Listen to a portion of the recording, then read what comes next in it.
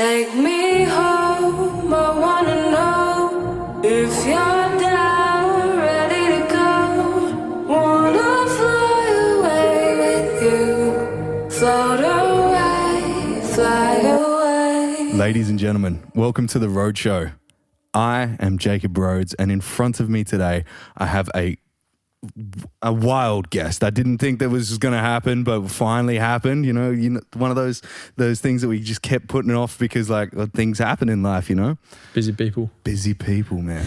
You and me, we both kind of have like this schedule going it's like you've told me about your schedule recently. Yeah, I've had a pretty crazy one as well, but we're here finally. Mr. Sector 6 in person. Reid, my man, how you doing? Good, man. How are you? Good, bro. Good. So we've had some crazy chats already, as we normally always do. But we haven't been that well acquainted. Not really, no. I think when was the first time I met you? It would have been at Levels for sure. At Levels, yeah. 100%. And I think it was literally while you guys were setting up Sector 6. Yeah. No, it would have been actually, it would have been. Because I remember Sheldon's talking about Corey and stuff, and then he was like, one of Corey's mates wanted to get involved with the whole management thing. Yeah. I think that was you. Yeah. Might have been you. Well, it was, I wanted to get involved with just management at that time. And Corey I had met at, I'm not going to name the company. I was working for a company. We were both working there together. Yeah. Okay. And he was a forklift driver. And then I was like, man, you can sing, bro. Yeah. And he's like, yeah, I'm actually I've got a couple of Sony deals. And I was like, damn. Oh, shit. Okay. And then that's when I started going to Levels and sick. But eventually it came to Corey needing management. And I think you guys were lining up Perry P and all that kind of stuff. I think that was the time. Yeah. That was just before we signed Perry, I think. Yeah. Okay. Perry and all that. Yeah. Those were just before. Yeah. So Sector 6, now, how many artists have you got on the back? So there's 5. There's 5. So the first one was Edit Yami. Yep. I've been with him since before I even started Sector 6. Me and him met through school. And then I had... Shout out Edit Yami. Yeah, bro. And then I had Byron Green and Karma the Kid. They were the first 2 that I didn't really know as such in person that I signed. And then things haven't really worked out with them too so I didn't re-sign them. Would have been start of 2021, I think. Yeah, okay. And then that's just when because I signed. of their own pursuits, all that stuff. Things just weren't working out how I would like them to, in a way. And then that's when I signed Perry. Then from there it was Yak Nelly, who I don't know if you've heard about. No, I've heard. Yeah, so Yak Nelly, and then came along Trap Baby, which is actually one of Perry's friends. Yeah, good mates. Is he also 60? No. 60 is the producer. This is the producer for them. Yeah. Oh, right, okay. Right. So I 60, thought they were one and the same person for them. So 60 is very, very good producer. Yeah. And he's very tight with Perry. I think they work together and stuff. So Yeah. I think just that question, me asking you that question, that put that into perspective. I met Trap Baby, I think was the first time I met Perry. Yeah, okay. And they were showing everybody their tracks and stuff. And they had been working they've known each other since they were young, right? They were. I think they've been friends since high school. I think. Yeah. There you go. And it's starting to show. Definitely. They're coming up together, bro. The songs they have together, ridiculous. Yeah. Ridiculous. Fuck yeah, bro. Dude, there's something happening in this town. Yeah, right man. Now. Perth's going crazy right now, and I keep telling them, I give it 2 years and we'll be up there with Sydney for sure. Oh, yeah, for sure. I think we've got a different thing going on here too. Yeah, 100%. We almost have I put it to Blue, Baby Blue. I nearly called him Blue Boy again. Fuck. No, I said it to him I went down to Scarborough Beach and there was a tattoo shop that was a barber shop attached to a cafe that was also a skate shop. Okay, yeah. And they call it the Scarborough Strip now. And I'm like, man, this is more and more like LA every time I go around anywhere in Perth. The back of the Swan Valley looks like the Hollywood Hills. Yeah. You know, you've got all the wine country out there. Yeah. You know, we've got some beautiful women in Perth, man. I don't know what's going on, but we've got this different feel here. Yeah. And it doesn't feel like it's a gang-y vibe. Yeah. You know, it's not like we're going that whole Sydney, Melbourne, what do they call USA? Those kind of Usos vibes. Poly. That's the thing. Over there is more like the poly rap and the Aussie rap. Yeah. Whereas I feel as if over here it's definitely more, it's starting to become more international, like the US style. We've got That's UK guys coming up. It's very different compared to over there for sure. Yeah. Like, just like look at your guys. Like, Yeah. So nobody sounds the same. nah, not at all. So Eddie Yami, American vibe, 100%. Oh, You know, bro. And fucking talented. very, very good. Yeah. Dude, I and we've hadn't. got- Dude, just sorry. Yeah, no, you're good. Did you know that he did? Like, obviously you would know because you helped him with it all. But like that whole sound, like putting all your stuff up on SoundCloud and then Yeah. choosing the song that pops off and put that on Spotify. That is the wildest game. Yeah, so we had a studio. We built a studio at my house in 2020. Yep. And just as all the whole COVID thing hit. And yeah, we're just making songs, upload them to SoundCloud, see which one got the most replays or views and stuff like that. And then from there, that's when we decided that's the like genre we're going to target, I guess, in a way. Yeah. Okay. So we released Mississippi Queen, which is the first song we released. Yep. This is way before Sector 6, keep in mind. So we released Mississippi Queen, which did like 100K, I think, in a month, which is pretty crazy, or 3 months, I think, which is pretty crazy for us because, you know, starting out 100K, we're like, whoa. And then we did The Plan, which came out, I think, 2 months later, and that was 100K in a month. Right. And that's when we started to lock down and start paying for the quality of the studio sessions and all that stuff, you know, so. Yeah. So to go back on the question, Yeah. everybody sounds different. Yeah. So you've got 88 Yami, Perry P. Yeah. So how did you come about like setting up into Perry P's kind of style? It was because did he have his sound already? Like, yeah. So his sound before was definitely more like the auto-tune sound, I guess. Whereas with 88 Yami, it's more like the actual rapping. Still use autotune, but it's more like the hardcore rap. Yeah. But having said that, Perry's been onto the hardcore rap lately too, and shit's crazy. So, yeah. But yeah, and then going off to like Trap Baby. So Trap Baby, Perry P, and Eddie Yami, they're all very like international style. Like they could pretty much, when they do blow up, they could pretty much be listened anywhere in the world. Yeah. And then with Yak Nelly and FMB, it's definitely more Australian targeted. Yeah. It's not so removed from the Sydney vibe. Yeah, no, yeah. Very, very much similar to that.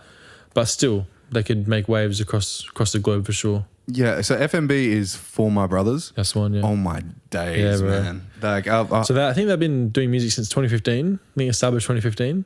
Were they singular artists or always like a trio? Correct me if I'm wrong, but I'm pretty sure they became a trio in 2015, I think. Okay, right. Well, I don't think that was music. I think it was, they started FMB, For My Brothers, and that was more so just like a family, I guess. And then I think those three started making music together from that. Yeah, okay. I think so, yeah. Right. And are they who's your most recent artist? FMB. Yeah, so I signed them at the start of the year. Okay, right. So January 1st, yeah, that's pretty much when it all started with them. Now, you've got local hype coming up soon? Yes, indeed. So this is what I'm getting at in Perth, right? Yeah. We need more people like Reid. People that are putting on shows. Yeah, man. You know, we need more shows here for sure. Yeah. And the thing is with that as well, I think it'd help a lot if we could get acts from over east who are already big to come over and then have local supports rather than bring supports from over there as well. Yeah. So kind of put our own people on, I guess. Yeah. Because it doesn't really happen too often. I think Leroy's coming. There won't be any support acts from here for him. Yeah, there is. Think from here. Yeah. Okay. Yeah, I know all about it too. I've got some information. Damn. Okay. Yeah. But yeah, no, there is some like you said, we do need that. I'm pretty sure we had Sip and Smoke was like telling me they had A Honcho and like Young and Lips come over. Yeah, I think YL was about to. Yeah. YL, Young and Lips. Yeah, I think that's the same. One of the same. Yeah. Yeah, so they were going to come over, and then I think COVID hit, and then they couldn't go ahead with the show. But that's literally putting the first foot forward, you know, like 100%. That's what we need to be doing in Perth. Yeah, especially when you bring them over, it's cool to bring other acts over from East because, okay, you might sell more tickets, but at the same time, you got to think about the city in general and you got to put your own people on first, especially the artists here because we have crazy artists here in Perth right now. Yeah, especially if you're going like ongoing shows like with local hype. Now, that's been a yearly thing so far? Well, the first one was November last year. Yeah. and I was thinking about, I was tossing and turning whether I was going to do another one. Yeah. And then I was just like, why not? So I just started that, hit up the venue again, got all the graphics and all that stuff done, the lineup obviously as well. And then, June 10th, we rolling. Well, obviously we're going to be pumping some numbers through that. Everybody on the lineup is crazy. Yeah, man. And it was, this one I was trying to get more like similar sounds and acts, I guess. Yeah. Whereas the last one was very different. So we had like Prophet, which is more like, I don't know how to explain it. But then we had Byron Green opening, who's very like the trap rap. Yeah. Prophet, who's more like the singing rap. He's got a like the singing vibe, like a day 100%. one vibe. Yeah, almost, exactly. Right? But he's what background is he? Is he? I've got to ask him when he's on. I think he is Prophet. Yeah. Yeah, I think he's from Afghanistan. Afghanistan? Yeah. Oh, right. Yeah, that's that pretty Afghanistan, face. Well, have you seen like literally all the I didn't say that was Afghani people, man? They're good looking people, bro. Like literally. I had a guy that I work with, and I was like literally trying to guess where he was from. Yeah. But it's just like you wouldn't expect that kind of like man. how they look from there, and it's different because it's almost like an Asian look, but it's not. Yeah, and then you're like, oh man. But I would have guessed like Macedonian or something like that too. You know, I think that's it. That's it. Yeah, that's it. Yeah. So for your show, when you're looking at like the local hype the first time, the segregation between like Prophet and then who else was on the ballot? So you had FMB as well, which is very different because as I said before, they're more like cruisy, and more like the generic poly Eastern states rap. Yeah, right. Which is good because we need someone like that in Perth. For sure. Because no one here does it, you know? Yeah, for sure. And it's such an easy target, in my opinion, in Australia because that's where it's all come from, I guess, you know? Off. Yeah. So you had them. We had Eddie Yami, your boy Mars, XSO. Wow, that is another group. That is a different lineup. Yeah. So whereas this time it's definitely more aimed towards like the trap rap style. Trap so rap Baby style. Six. I don't know if you've heard of him. He actually went to school with my younger brother, which is how I found out about him. Oh, for real? Yeah, so he went to school with my younger brother, found out about him, and then I've been listening to his stuff for a while. And then, I needed an extra, an opener. So I hit him up and I was like, oh, can you do an open? He's like, yeah, for sure. So we locked that in. So it's him and then Yak Nelly, who's obviously one of my guys. Yeah. That's it. That'll be his first show, and he just turned 18 2 months ago. Oh, crazy. Yeah, so it'll be his first show, which would be dope. Yeah. And then we got Six the Jit, who's making some noise in Perth as well. Yeah, okay. Yeah, he's another Six one. legit? Six the Jit. The Jit? Yeah, Six the Jit. I haven't heard of him. What does he sound like? He's you have to look him up. I will. It's definitely more like it's hip hop rap. I don't actually know how to explain his sound, to be honest. I'll show you after. the podcast for sure. Bro. Dude, I love all these like little artists that are like popping. And he's like, just his like interaction. He's crazy. He's got like 6,000 followers. He gets like 1,000 likes on every post, like hundreds of comments. Dude. Yeah, he's doing well for himself for sure. That's crazy. And then it's Chizeko. So I've actually known Chizeko for a while now. Me and him have been mates outside of the whole music thing. Oh, nice. I met him through a couple other mates of mine outside of music. And then I met him in 2019, I think 2018, and he just quit music basically. And then he got back into, I believe, the start of this year. Yeah, so when I saw him get back into it, I just knew I had to get him back on the lineup. Apparently he's been doing heaps though, right? Like right now he's crazy. working with everyone. Man. He actually has a song with Perry, but we'll keep that on the download. Damn, man. Perry's done so much music, man. Yeah, man. He I've heard like nearly everyone I talk to that comes from like all the best people from Levels and like they're like, dude, you should hear what I've got with Perry coming. I'm like, how many tracks has this guy pumped out? Yeah, man. He is a work machine though, yeah. 100%, bro. Like, what is your preferences on that? Do you scope someone out on like what their work ethic and stuff is before you choose to sign them? So for me, a big thing is the sound. Okay. The lyrics and the way they flow their music. Yeah. 3 main things. Work ethic, you kind of can't really tell until you actually start working with them yourself, I guess. Yeah. Unless you know them before music. But if you're just meeting them and learning about them as you go, it's a bit hard. So they're the three main things to look out for. So it's lyrics, flow, and the sound. Yeah. So what distinguishes like a good sound? Does it have to be different or like something that goes with the it's times? weird. Like I was saying last night, because I was on Bodie's podcast last night. Shout out Bodie. Yeah, bro. I was saying it's weird because without being cocky, I think I have a really good ear for it. So I just know when I hear something. That's not cocky, but yeah, when I hear something, it's like it will either click or it won't click, you know? Yeah. And I'll just know, he's got a very good sound. Yeah. Well, I can tell you've got a good ear for it just by your artist. Sure, yeah. You know, like 100%. You don't just land with a Perry P. No, bro. Yeah, you kind of have to like, you know, like yeah. That's that all came about because of Sheldon Yeoman. Shout out Sheldon. Shout out Sheldon. Yeah, bro. Yeah. So you met Sheldon before you met Perry?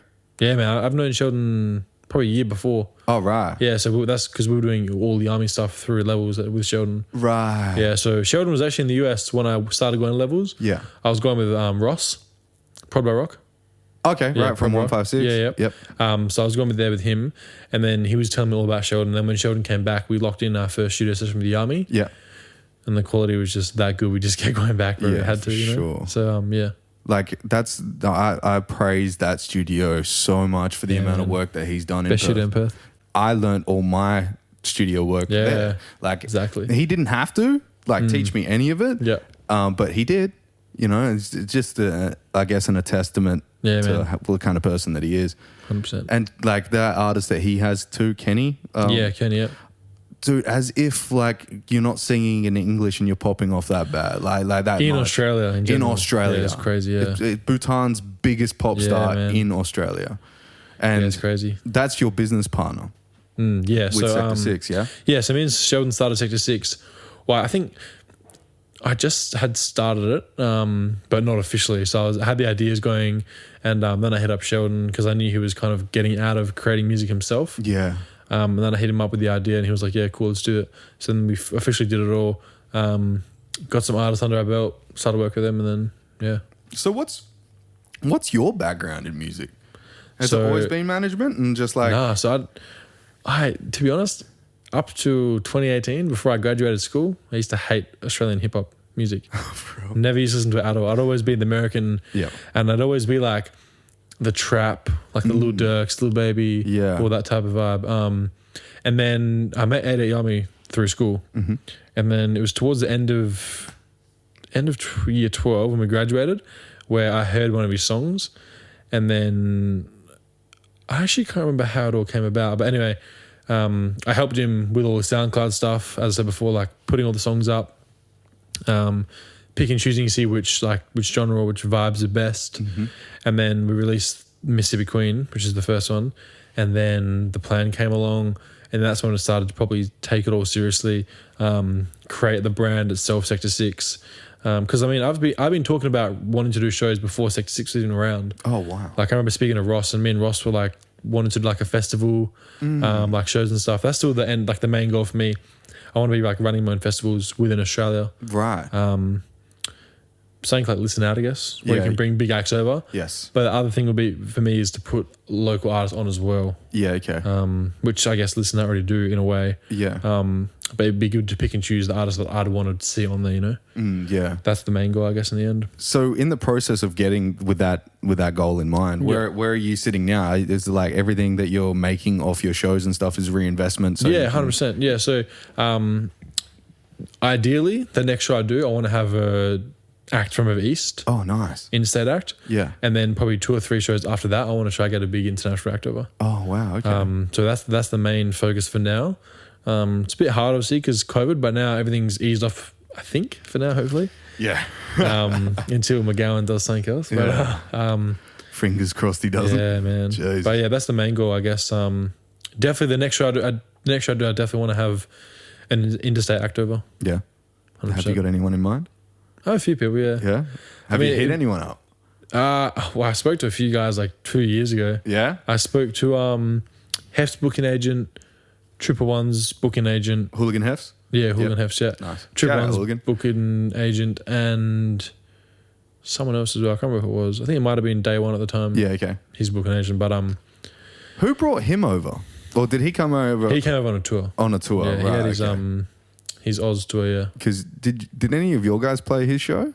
So Yami, he had one song that was with Mars. So Mars actually opened. Oh, okay. And then Yami did My City, obviously, as you'd expect. Of course. That's a fire song, bro. I mean, yeah, everyone knows this. It was good. It was definitely a good idea for Mars' set for sure. Yeah, I explained to Yami on the podcast, like I was at a family dinner and one of my cousins came up to me. He's like, hey man, have you heard of 88 Yami? And I was like, yeah, actually. Yeah. That was just a wild thing. Like it's crazy. Like I think because we have like it's more like because we are, I guess, peppered with regional towns up north. Yeah. Almost like Perth's like a big hub, like a big town, 100%. And we're all connected in some way. And I think the music population in Perth is so like fan population is so dense for the people that we actually have here. You get like these crazy fans like straight away, like because they can see the potential, 100%. And I feel that like everybody that's going on their route and their journey in the music industry within Perth right now, we all have like this niche. Like we all have our own little niche of where we're hitting, but we're so international with our sound that it's like that's the thing here. As I said, over east is very like local. Yeah. They put on for like their style and their sound, whereas I think Perth's definitely more like everyone wants to kind of be like in the US in that scene, Yeah. which is in my opinion, it's a good thing because the US market obviously is 1,000 times bigger than the Australian market. Yeah. Well, that's it. Have you got any, like, mind you, hold on. Let me just say thank you, right? Because like you haven't left. Like there's no plan. You like how you've been talking right now. You want to bring over East Coast artists into Perth and like really grow Perth. For what it is here. That's the main thing. Because no one does it. Like, for example, you see Leroy. Like if I was in Leroy's shoes, I'd be putting on as many artists I could from Australia. Right. But he only puts on people that are already getting put on. So he puts on 1-4. They're already doing the thing, Yeah. He put on Sahil, but Sahil was already doing his thing before. So it's more so like putting them on before they're actually on. Yeah. If I was in Leroy's shoes, there'd be 10, 15 other artists as big as Leroy right now. Yeah. That's the thing, right? Yeah. But I guess that comes with like America poaching our biggest artists. Yeah. And like if you come with us, like if someone comes to you like Scooter Braun with a solid contract, yeah, bro. You know what I'm saying? It does like it waves the hey, the American flag in front of your face. Like there's like even the exchange rate's better than here. You know what man. Like you could go make money, come back, and you've got double the money that you left with. Yeah, bro. Or double the money that you made over there. Like, 100% in exchange. But so for like the way of your shows, like local hype coming up. What was the extent of planning for that? So it was, what was it? It would have been, I think 2 months ago. So I actually had COVID and I was in lockdown. Oh, for real? Yeah, I was in ISO. And I hit up Ish with the idea, who's the graphic designer. Shout out Ish, by the way. Okay, so this is Baby Blue. He talked about Ish as well. Yeah, okay, yeah. Was he at the 6K show? Ish? Yeah. I don't think so. Okay, right. No. But yeah, Ish is crazy, bro. I'm going to have him on. Bro, you have to. Yeah. One of the best graphic designers in Australia, in my opinion. For real? Yeah, man. Awesome. And lucky enough to know him personally as well, which is good. But yeah, so I hit him up with the idea, and then I ran it through Sheldon, and then I hit up the venue, and then we did and then it all happened pretty quickly, and then I had all the graphics and stuff done up whilst I was obviously sorting out the lineup as well, and then the rollout plan for that was just like promote, I guess, the event coming, and then promote the lineup, and then promote tickets on sale, and then from there just roll it all out. With setting up your artists for the show, how I'm just trying to give a broad understanding for other people that want to do it in the industry because we do need more shows, right? 100%. How easy is it to get somebody on a show in Perth? Bro, all you have to do is hit them up. Be genuine. Don't come across and you just got be genuine about it when you hit them up. That's the main thing I think, because more than likely, if you're doing a show, of course they're gonna want to be on it because they want to perform. They want to be live, But yeah, just be genuine, really. Yeah, about it all. So you would have all the show booked, planned, date set, all that kind of stuff, and then approach the artist. The way I do it would be figure out a date, then get the lineup sorted, then hit up the event. Okay, right. Or lock that all in. Yep. Then let all the artists know this is the event, this is the date, this is the time, Figure out like set times and all that stuff, and then lock it all in, do all the contracts, get tickets ready to go. Yeah. And then get all the promotional stuff done. Then pretty much like sneak peek, I guess, the event. Yeah. Okay. So kind of like hint that it's coming soon, or like I think we had a thing done up from the last recap video from the first event. That's a good idea. Yeah, just I had put it on as an advert kind and of I had thing. like coming soon, like the 22 one. Yeah. And then we had that, which I think that ended up getting like 300 likes on the Sector 6 account. That's like That's good. almost more than, I think it was more likes than I had followers at the time on that account. That's So awesome. it got a lot of shares and got out there. Yeah, that's cool. And then I announced the lineup. And then it was like the tickets on sale, and then now we're just selling Yeah, okay. until the day, I guess. For venues is it easy to like take your It show was to, the second time, obviously, right? because the first time, luckily, because it was a Jack Up Sims, right? And the second one's there as well. Yeah. Luckily, the first time, I was speaking to one of the booking guys there, Mitch, and he said no originally. And then I pitched an idea to him more saying, okay, well, look, the reason I'm putting on these acts is because they have a big fan base here. They can sell tickets, Yeah. And then him seeing that, he came back and said, all right, we'll give you guys a shot. Yeah. So he gave us a shot. And then they were more than impressed with the first one. Awesome. We sold, I think, 60% of tickets from like my first show. That's crazy. Yeah, dude. so it was good. Good. That's a decent sized fucking venue as well. Yeah, man. I think we sold about 230 tickets, I think. Congratulations. Yeah, thanks, man. Because you did one, the November one, and you got the June 10th one. Yeah. Are you planning on doing another one this year after that? Or is it you just going to like kind of Yeah, I leave it think open to interpretation? I think probably next year, start of next year. Yeah. Because it gives me enough time to figure out who I want to bring over from Beast as well. Right. Yeah. Because that's the main plan, I think. Get someone like a bigger artist anyway from over. Have you? Is there any plans to collaborate with other promoters and stuff in Perth that are doing shows? I'm open to the idea. I haven't really thought of that. 6K Goat, they had 88 Yami perform My City. Oh no, he had a set. He had a set. My apologies. Then he did My City with your boy Mars. But Perry came on for a song with Yami. Yes. I was like, God damn, that's so cool. You know? Yeah. So that was really yeah. I haven't really. I've been open to the idea. Yeah.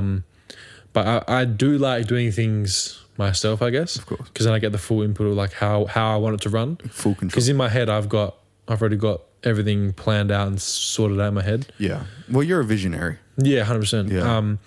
So yeah, definitely, I'm definitely open to the idea, but yeah, we'll see what happens, I guess. It's got to be also like artists, like appropriate, right? Yeah, 100%. Can't just be like fucking a pop singer. No. Fucking, you know? Can't be a pop singer if I'm bringing Hooligan Hefs over, bro. So, you know?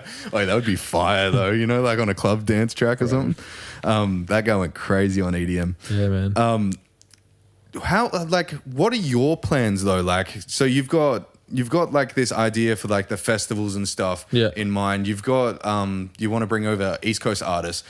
In the way of tours for your guys, are they going on an Australian tour or international tour anytime soon? Not anytime soon, but definitely will be happening. It's on the cards? Yeah, 100%.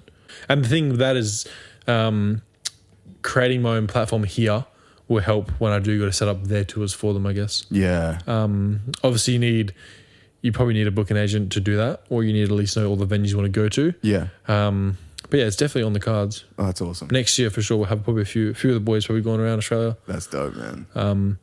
But ideally, I mean, everyone's end goal is basically being global, you know? Yeah. And I think to get to that stage, you need to be known in the US first. Because once you're known there, you'll be known everywhere else, you know? That's one thing that I've noticed too. Like the exposure comes locally and then it goes like nationally and then internationally. 100%. The people that go, I'm not going to name names, the people that go straight from locally and then try for the label stuff internationally, it doesn't normally pop off, you know? And if it does, it's not because like you're known, it's because you're attached to that label or you're 100%. attached to that artist. But Mason Dane from the East Coast, he I think was co-signed by T-Pain. Correct.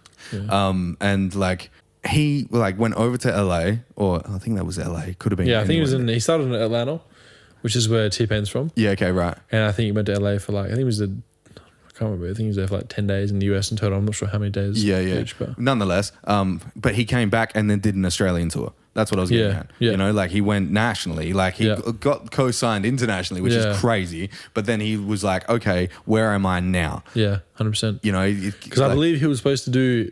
So I think they rushed the tour, the Australian tour. Oh right. Because he was supposed to go on the T-Pain tour. Yeah. Okay. And then I believe visa problems cut it all off, so he couldn't actually do it. And COVID and all that kind of stuff. Yeah, I think the main thing was he couldn't get his visa sorted to go back over there. Yeah, right. So I mean, from what I heard, it was kind of like he wished he didn't rush the Australian tour now. Yeah. Because he's rushed it or now it's all done. And it happened. Is it already over? Yeah, I think it happened in 4 days. Yeah, because he was in and gone really quickly. Yeah, he did like a Thursday show. I think Sydney. No, it was Melbourne and it was his first show, and then he came here, and then he Adelaide, and then Sydney. No. So he didn't even do Adelaide. So I think he did Sydney, Melbourne, and then went back up to Sydney, flew to Perth. From Perth back to Sydney and then Newcastle, which is his hometown. Yeah, okay, right. I think the tour was only 2 weeks. That's crazy. Yeah, so he rushed it, but obviously he had to because of the T-Pain thing, and then it all fall through. So you know, of course. Like if you had that like on the cards coming up, you would rush it. You know. But I mean, if it was me, I would have done the tour after you got back from the US because being on that stage over there will help you grow here as well. But and then you wouldn't have to rush it here. Depends, I guess as well. though. Like if you've got a fucking empty bank account. Yeah. And like there's prospects of a tour going nationally, and you've been told that you're going to do an international tour, you kind of want to have a little bit of spare change in your account. Yeah, I guess so. Yeah. So maybe he rushed it just to fill the bag and then pop off over there, and maybe hopefully he'll do another one when he comes back. Yeah, I'd say so. Yeah, I'd like to think so. 100%. He'll do another one for sure. Yeah. I mean, a lot of guys are doing it from over there now. Yeah. And the good thing is to see they actually come into Perth. That was the main thing because before that, no one was coming to Perth. Dude, and for like the last 2 years during COVID and stuff, it was so hard to get those people over. But like fucking, at least we're making those steps now to make it happen. Yeah, exactly. I mean, it's baby steps for now, but give it 2 years, as I said, and we'll be up there for sure. Are you like fucking, in my eyes, right? Because I guess in my mind, 2 years ago, I wouldn't imagine that I was doing this, right? Does it like amaze you? Like anytime that like you think about it, you're like, fuck, I've come this far, you know? No, I don't really think about it like that. I mean, no, I don't really think of it in that way. I guess for me, it's more so I definitely like to plan ahead. Yeah. And I definitely like to like have my ideas in my mind way before I actually commit to them, I guess. Right. So like that, I've been thinking about doing a show here for the past 3 years, and then 2019 and then 2021, 2021, I did my first show.